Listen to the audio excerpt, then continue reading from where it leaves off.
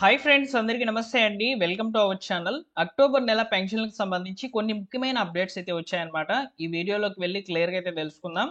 అలానే మెడికల్ మరియు వికలాంగుల పెన్షన్స్ ఏవైతే ఉన్నాయో, అంటే 6,000 రూపాయల పెన్షన్స్, 15,000 రూపాయల పెన్షన్స్. సో వీళ్ళలో కొంతమంది నోటీసులు అందుకొని వారి యొక్క పెన్షన్ అనేది కోల్పోవడం జరిగింది. కొంతమందికి వారి యొక్క పెన్షన్ రకం అనేది చేంజ్ అయిందనమాట.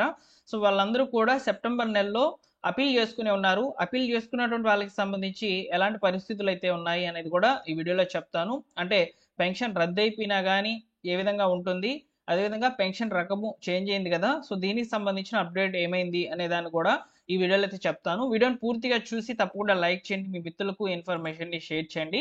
సో ఇక లేట్ చేయకుండా డైరెక్ట్గా టాపిక్లోకి అయితే వెళ్ళిపోతాము. సో అక్టోబర్ నెలలో ఇవ్వబోతున్నటువంటి పెన్షన్లకు సంబంధించి కొన్ని ముఖ్యమైన సమాచారాలు ఒకసారి ఇక్కడ క్లియర్గా అయితే చూసుకోవచ్చు అనమాట. ఈ నెల 30వ తేదీన మంగళవారం దుర్గాష్టమి సందర్భంగా సెలవు అయితే ఉందన్నమాట. అందువల్ల ఒక రోజు ముందుగానే అంటే 29వ తేదీనే ఈ యొక్క పెన్షన్ అమౌంట్ ఏదైతే ఉందో దాన్ని విత్డ్రా చేసుకోవాలని చెప్పి గ్రామ వార్డు సచివాలయం అధికారులకు ఆదేశాలు అయితే వెళ్ళాయన్నమాట. వాళ్ళు 29వ తేదీన అమౌంట్ అనేది విత్డ్రా చేసుకుంటారనమాట. పెన్షన్ల పంపిణీ అనేది 1వ తేదీన 7 గంటలకు అయితే ప్రారంభం అయితే అవుతుందన్నమాట. సో ఈ ప్రారంభమైనటువంటి ఈ యొక్క పెన్షన్ల పంపిణీ ఏదైతే ఉందో దాన్ని యథావిధిగా కొనసాగిస్తారు. కాకపోతే ఇక్కడ అక్టోబర్ 2వ తేదీన గాంధీ జయంతి అయితే ఉందన్నమాట. ఈ గాంధీ జయంతి ఉన్నందున సందర్భంగా ఆ రోజు సెలవు దినము. యాక్చువల్గా ఆ రోజు గ్రామ వార్డు సచివాలయం అధికారులు పెన్షన్ పంపిణీ అయితే చేయరు. సో తర్వాత రోజు అంటే 3వ తేదీన పంపిణీ అయితే చేస్తారనమాట. సో పెన్షన్ పంపిణీలో చేంజెస్ అనేవి ఉన్నాయి. మీరు గమనించినట్లయితే అక్టోబర్ 1వ తేదీన పెన్షన్ పంపిణీ జరుగుతుంది. అదేవిధంగా అక్టోబర్ 3వ తేదీన పెన్షన్ పంపిణీ అనేది జరుగుతుంది. 2వ తేదీన సెలవు ఉంది. ఓకేనా? సో ఈ విషయాన్ని మీరు గుర్తుంచుకోవాలి. నెక్స్ట్ వచ్చేసి అపీల్ చేసుకున్నటువంటి పెన్షన్లు, అంటే ఈ మెడికల్ పెన్షన్స్, అదేవిధంగా వికలాంగుల పెన్షన్లకు సంబంధించి కొన్ని ముఖ్యమైన అప్డేట్స్ ఉన్నాయి. ముఖ్యంగా అపీల్ చేసుకున్నటువంటి వాళ్ళకి సంబంధించి సెప్టెంబర్ నెలలో మీరు ఏ పెన్షన్ అయితే తీసుకున్నారో ఆ పెన్షన్ మీకు రావడం జరుగుతుంది. ఇందులో పెన్షన్ రద్దయిపోయినటువంటి వాళ్ళు ఉన్నారు, పెన్షన్ రకము చేంజ్ అయినటువంటి వాళ్ళు ఉన్నారు. వాళ్ళకి సెప్టెంబర్ నెలలో ఏ పెన్షన్ అయితే ఇచ్చారో అదే పెన్షన్ని అక్టోబర్ నెలలో కూడా ఇవ్వడం జరుగుతుంది. అయితే వీరికి సంబంధించి సో మనకు గ్రామ వార్డు సచివాలయంలో ఎవరైతే అపీల్ చేసుకొని ఉన్నారో వారికి సంబంధించి మళ్ళీ నోటీస్ అనేది వస్తుంది. మళ్ళీ కూడా మీరు వెరిఫికేషన్కి అయితే వెళ్ళాలి. ఓకేనా? సో ఈ ప్రాసెస్ అనేది మీకు అక్టోబర్ నెలలో అయితే జరగబోతుంది అనమాట. మళ్ళీ నోటీసులు అనేవి తీసుకోవడం జరుగుతుంది అనమాట. అలానే ఇంతవరకు నోటీస్ అనేది తీసుకున్నటువంటి వాళ్ళకి సంబంధించి కూడా ఎవరికైతే ఇప్పుడు అప్పీల్ చేసుకుని ఉన్నారో వారి యొక్క నోటీసులు అనేటివి వచ్చేస్తాయో ఆ తర్వాతన ఇంతవరకు మీరు నోటీస్ అనేది తీసుకోకుండా ఉండినట్లయితే మీకు నోటీసులు అనేటివి అందుతాయి. అప్పటి వరకు వీటిని స్టాప్ చేస్తున్నారనమాట, కొత్త నోటీసులు ఇవ్వద్దు అని చెప్పని. సో ఆ ప్రాసెస్ అనేది జరుగుతుందన్నమాట. ఇకపోతే సో ఎవరైతే సదరం సర్టిఫికేట్ కొరకు దరఖాస్తులు చేసుకునే దానికి వెయిట్ చేస్తున్నారో అక్టోబర్ నెలలో స్లాట్స్ అనేవి ఓపెన్ అవుతాయి అనమాట. సో మీరు అక్టోబర్ నెలలో ఈ యొక్క సదరం సర్టిఫికేట్ల కొరకు దరఖాస్తులు చేసుకునే దానికి అవకాశం అనేది ఇస్తుంది. యాక్చువల్గా మనకు 3 నెలల క్రితం అయితే స్లాట్స్ అనేవి ఓపెన్ చేస్తారనమాట. సెప్టెంబర్ నెలాఖరు వరకు అయితే స్లాట్స్ అనేవి ఉన్నాయి. సో ఇవి పూర్తయిన తర్వాతనే మనకు అక్టోబర్ నెలలో అయితే maybe first week or second వీక్లో ఈ సదరం సర్టిఫికేట్ల కొరకు మీరు స్లాట్స్ అనేవి బుక్ చేసుకొని సో మీకు సంబంధిత మీకు దగ్గరలో ఉన్నటువంటి గవర్నమెంట్ జనరల్ హాస్పిటల్కి అయితే సో స్లాట్ అనేది బుక్ అవుతుంది అనమాట. అక్కడికి వెళ్ళి మీరు వైద్య పరీక్షలు అనేవి నిర్వహించుకున్నట్లయితే మీకు 1 నెల రోజులు లేదా 2 నెలల రోజుల వ్యవధిలో సదరం సర్టిఫికేట్ అనేది రావడం జరుగుతుంది, మీరు నిజంగా ఎలిజిబుల్ అయినట్లయితే. సో ఈ ప్రాసెస్ అనేది అక్టోబర్ నెలలో అయితే మెడికల్ మరియు వికలాంగుల పెన్షన్లకు సంబంధించి అయితే జరగబోతుంది అనమాట. సో ఇది ఒక అప్డేట్. నెక్స్ట్ వచ్చేసి కొంతమంది ఈ కొత్త సదరం సర్టిఫికేట్లు ఎవరైతే పొందినారో సో అంటే రీఅసెస్మెంట్కి వెళ్ళి ఈ యొక్క మెడికల్ వికలాంగుల పెన్షన్లలో ఎవరైతే కొత్త సదరం సర్టిఫికేట్లు పొంది ఉన్నారో వారి యొక్క పర్సంటేజ్ అనేది ఇంక్రీజ్ అయ్యింది అని చెప్పి అడుగుతున్నారు అనమాట.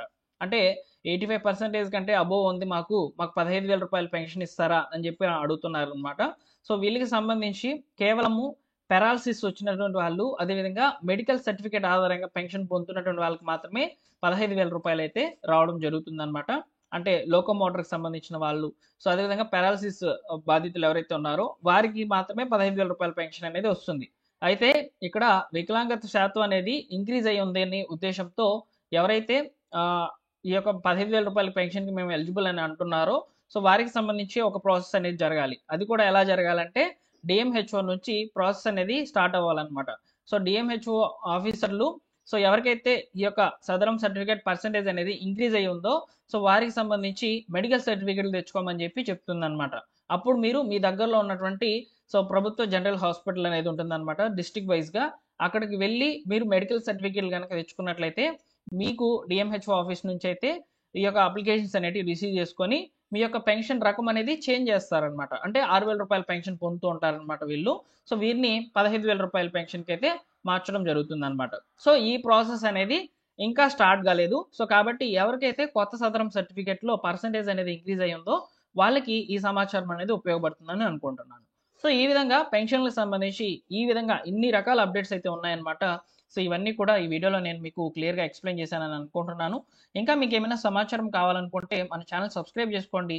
ప్రభుత్వం అందించేటువంటి పెన్షన్లకు సంబంధించినటువంటి లేటెస్ట్ అప్డేట్స్తో పాటు ప్రభుత్వం అందించేటువంటి వివిధ రకాల అప్డేట్స్ అన్నింటినీ కూడా పథకాలకు సంబంధించి వచ్చేటువంటివి అన్నింటినీ కూడా నేను మీకు క్లియర్గా అయితే ఎక్స్ప్లెయిన్ చేయడం జరుగుతుంది ఈ విధంగా వీడియోస్ రూపంలో. అలానే మీకు డిస్క్రిప్షన్లో టెలిగ్రామ్ ఛానల్ యొక్క లింక్ అనేది అవైలబుల్లో ఉందండి.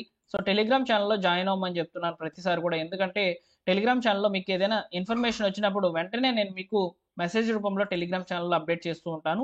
సో టెలిగ్రామ్ ఛానల్లో జాయిన్ అయ్యేందుకు ట్రై చేయండి. డిస్క్రిప్షన్లో లింక్ అవైలబుల్లో ఉంది. ఓకేనా? ఈ విధంగా పెన్షన్లకు సంబంధించి ఇంకా ఏమైనా అప్డేట్స్ కావాలనుకుంటే ఒకసారి కామెంట్ సెక్షన్లో అడగండి.